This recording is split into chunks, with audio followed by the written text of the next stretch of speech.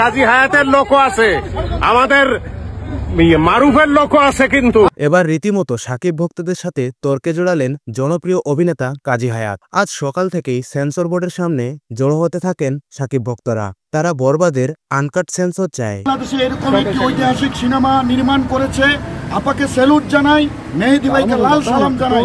তখন সেখান থেকে বেরিয়ে যেতে চায় সেন্সর বোর্ডের সদস্য কাজী হায়াত। তাকে দেখে সাকিব ভক্তদের জোরের মুখে পড়েন তিনি। কি মনে করিস গাড়িতে বাড়িয়ে দিলি? সেখানে উপস্থিত ভক্তরা তার গাড়ি আটকে স্লোগান দিতে থাকে এবং নানা প্রশ্ন করতে থাকে, কেন আনকাট সেন্সর দেওয়া হবে না বরবাদকে। এমন প্রশ্নের উত্তরে তিনি বলেন, আনকাট সেন্সরই পাবে শাকিব খানের বরবাদ।